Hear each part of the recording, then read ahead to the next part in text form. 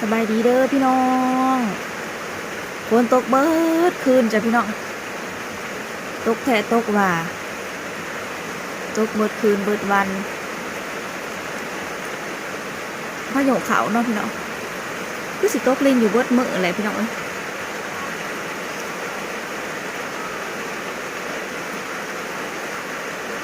มืดตึ๊บเลยพี่น้องก็เลี้ยวไปเลี้ยวไปทางพี่น้องฝั่งไทยคือแจ้งว่ะเลี้ยวเสิงบ้านเอื่อยน้องไม้นี่พี่น้อง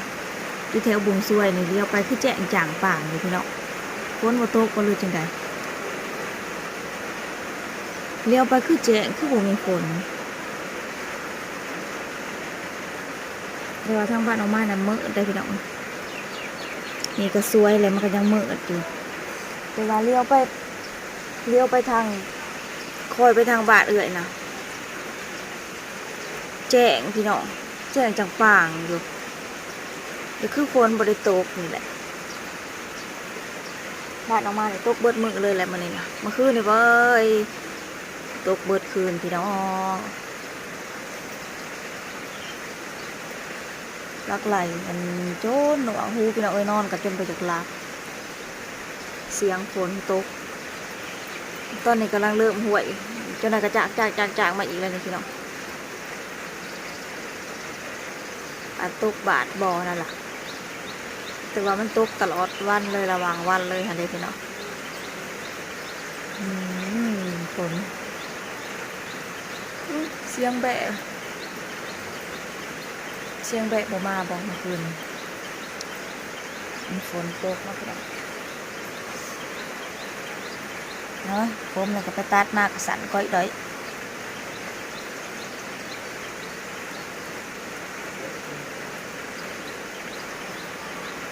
คือเสียงกระดิ่งแบ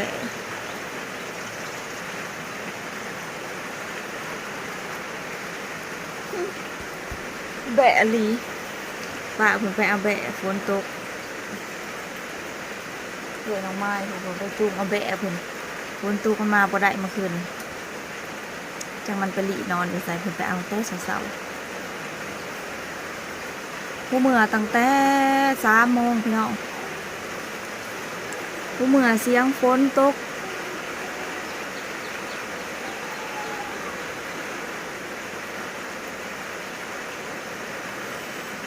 ซีวิวเขาจะน้อยสิไปหาหนังเขาพี่น้องวิวเขาเมื่อคืนนี่ไปได้กินเขากินพากันไปกินเสสวนกับร้านสาวเมื่อคืนเลยบ่ได้พากันกินเขาก็เลยมันก็เลยสิอยากไว้นะพี่น้องท้องว่างค่ะดิท้องเบาวอดอยู่พากันกินเสสวนเพื่อว่ามื้ออื่นเพิ่นสิไปกทมฝนคือตกอันนี้แล้วสิไปส่งเพิ่นได้พี่น้องขี่รถจักรไปขี่มอเตอร์ไซค์ไปฝนก็ห้ามหัวละวะเนาะพี่น้องมันสิเศร้าอยู่พอมื้ออื่นจะว่าสิตกอีกบ่จ้ะคันตกแหะแบบนี้เบ้อบ่ได้ไปส่งเพิ่นเด้อพี่น้องทางก็เปื้อนทางแดงซะทางลงไปทางลงไปฐานลำมะหูไปทางแดงพี่น้องมันก็เปื้อนพละเติงเด้วแต่บ้านน้องไม้ไปหาทาด่านลำหูด่านชะนมานกันใกล้เติบขี่รถประมาณ1 ชั่วโมงนี่แหละพี่น้องแต่ว่ามันเป็นเส้นทางแดงค่ะดิมันก็สิมื่นนี่มันก็สิมื่นมันบ่แม่นทางดำค่ะนะมันฝนตกแบบนี้มันก็สิพลาดแล้วพี่น้องมันฝนตกอย่างสิก็บ่ได้ไปส่งเพิ่นแล้ว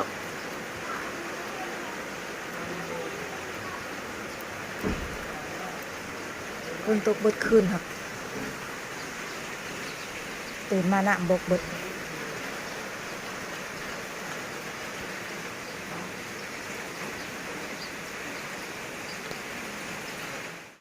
ไปดีนะ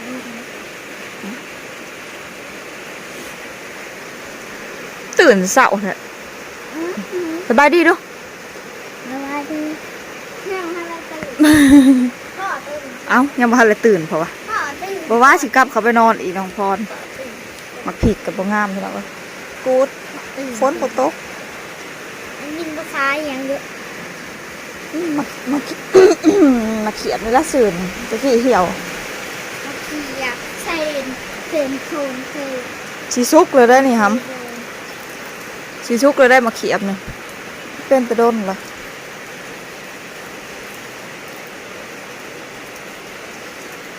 น้ำลายที่เลย หึ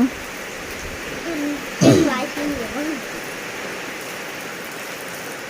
ก็เป็นหลายปีแล้วก็เป็นแต่เฮงเป็นตั้งแต่เดือน6ปุ๊บ มือมันจะบอกแบบ ไก่อยากซุก บลา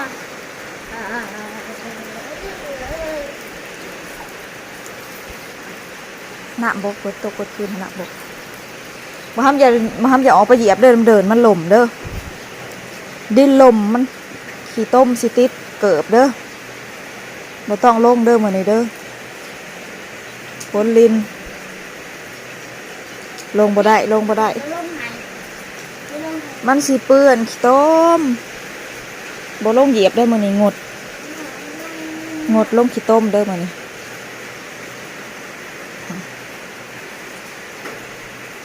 ต้นม่วงก็ล่มลงมางาจนอยากหักเบิด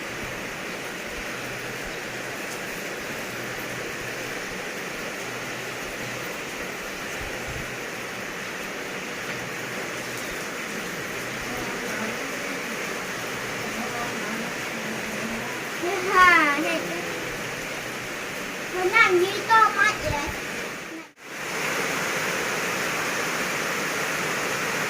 โอ้ยบ่ได้ไปเก็บมาห้อยโข่งน้ำเต็มที่น้ำไหหน้ามีมาห้อยแล้วพี่น้อง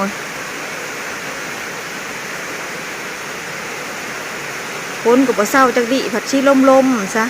หนาวซะน้องไม้คนขี้หนาวฝนตกมาแล้วหนาวพี่น้องคันมันบ่หนาวสิไปเก็บมาห้อยพี่น้องเด้อเก็บนะที่ทงใกล้ๆนี่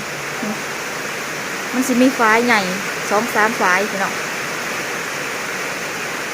ฝนตกแต่เก่าน้องไม้ไปเก็บหลายมันมีหลายมาห้อยที่ทงนั่นแหละนี่น้ำมันบกบ่เลยมันกับบไต่แล้วเนาะพี่น้องคงฝนตกกลางคืนนี่ฝนตกแห้งกลางคืนน้ำบกแล้วมันกับบไต่แล้วมันกับ่มีแล้วป่ะเนี่ยขนาดมันยังน้ำมันยังอังลายยังว่ามันสิไต่ค่ะเด็กพี่น้องมันสิออกไต่มาหุงเอาผากันแสงคุมไว้พี่น้องงัวจ่องพี่น้องงัวอันของอันในเถาขางเฮือนนี่มันจ่องพี่น้องจ่องหัวจ่องกินมาหุ่มมันจ่องกินเบิดสุแนวก็เลยได้คุ้มผาหัวก็ได้เอาผากันแสงมาอันมาเคาะไว้กันเมื่อได้มันจ่องยุดขาดหม่นเบิดงัวจ่องยุดขาดพี่น้องตัวแรกนี่สิหาตะหนางมาใส่พี่น้องคันเฮาบ่เฮ็ดหัวดีกับปลูกยังก็บ่ได้กินเฮาก็ต้องหาแนวเฮ็ดหัวดีๆพี่น้องซัดมันบ่หูเนาะเฮาก็ต้องเฮ็ดหัวเอามันดีนะฝนตกเบิดคืนนอนจนบ่หลับ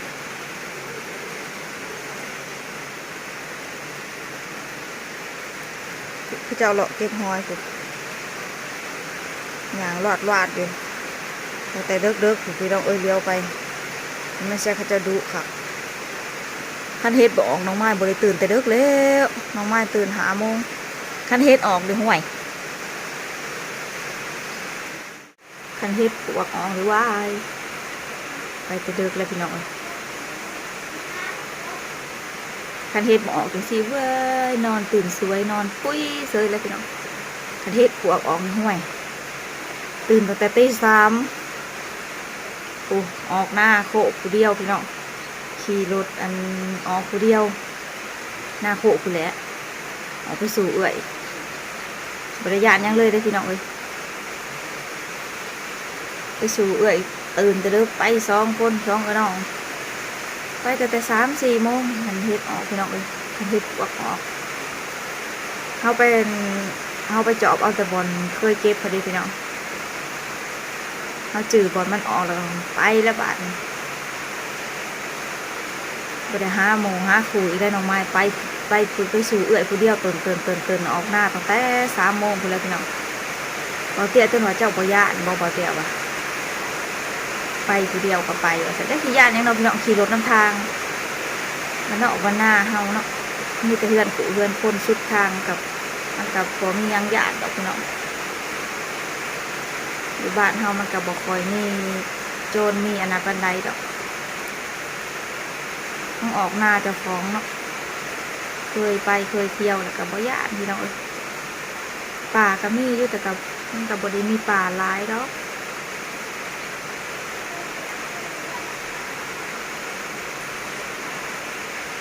คือมื้อคืออยู่แท้อุ้ยอากาศดีครับพี่น้องตื่นมาลมเย็นโว้ยโอเคจ้ะพี่น้องแต่พบกันใหม่คลิปหน้าเหมือนเดิมเส้นเก่าเส้นเคยพี่น้อง